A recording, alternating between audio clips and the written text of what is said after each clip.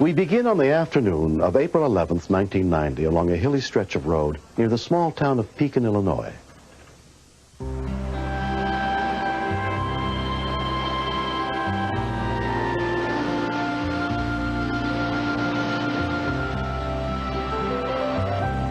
Gary out at Steak and Shake. EMT Steve Thompson and his partner Mike Ersogovich were on their way to meet another ambulance crew for a dinner break. We were headed southbound on Parkway Drive, and there's people coming home and going to work at about that time, so there was a lot of heavy traffic. We saw a car going northbound, weaving erratically. Looks like they're drunk or something, I don't know. Well, those cars, they're going to hit the cars.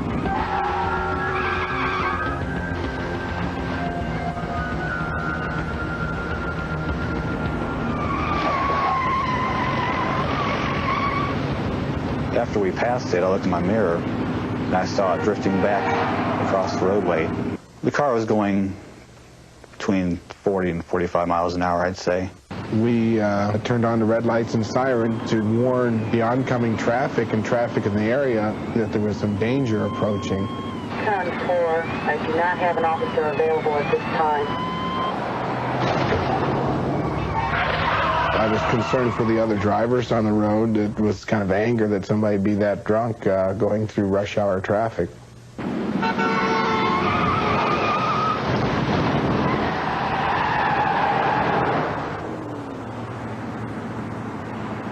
EMT Tom Siren and his partner were also heading south, on their way to meet the other medic unit.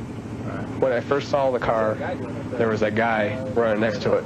You know, I just figured he was trying to get back in his own car, and it took off from him. He just started down the hill and picked up so much speed that he didn't even have a chance of catching it. Did you see anybody in that car? Yeah. Man, can you believe this person?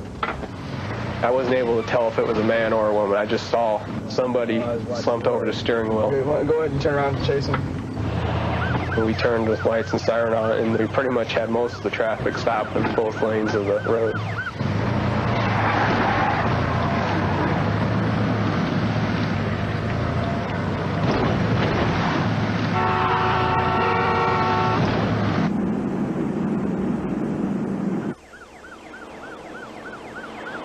As we were proceeding after the car and reaching the city limits, the traffic would be approaching highway speeds, 55, maybe 60 miles an hour.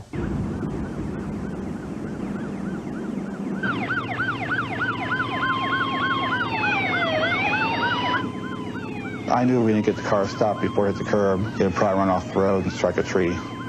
We hit the air horns several times to try to get her attention, try to get her to wake up and look over or something, but never could.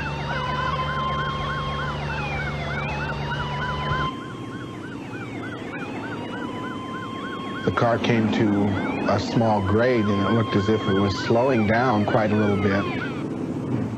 Okay, get ready to slow down. It went through my head. I go, you got to stop the car. This is what you got to do. You got to jump out. You got to run after this car and stop it.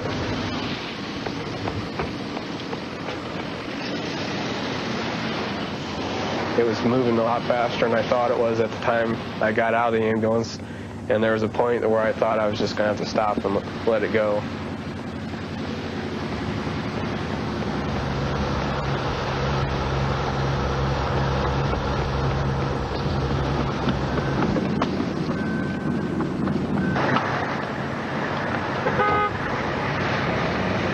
I was concerned about my friend Tom. I felt compelled to help him in whatever way I could.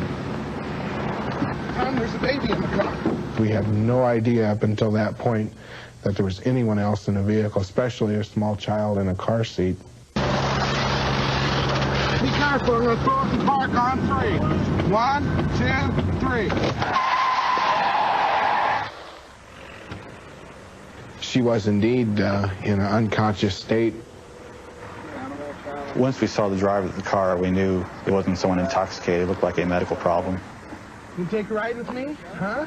The child was looking around, had no idea what was going on, had no idea that he was in any kind of danger or that anything could happen to him. Mike took care of the patient, took her vital signs.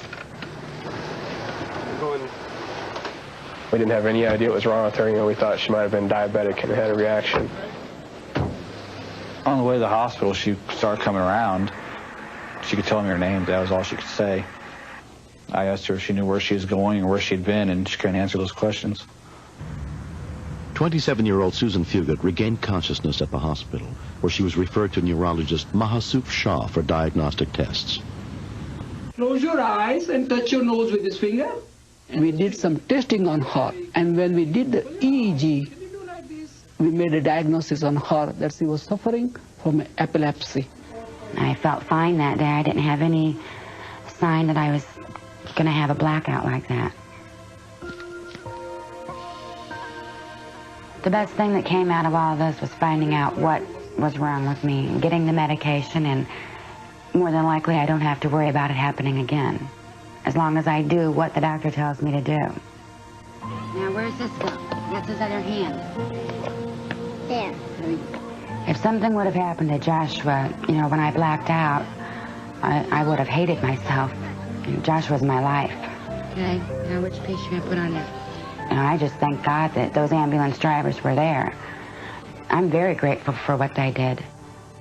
I thought the risk was minimal to us to possibly saved several people's lives. I'd probably go ahead and do it again, and probably look back after it was all over and said, that was stupid to do that again. But no doubt in my mind I'd do it again. Did you do it? Yeah.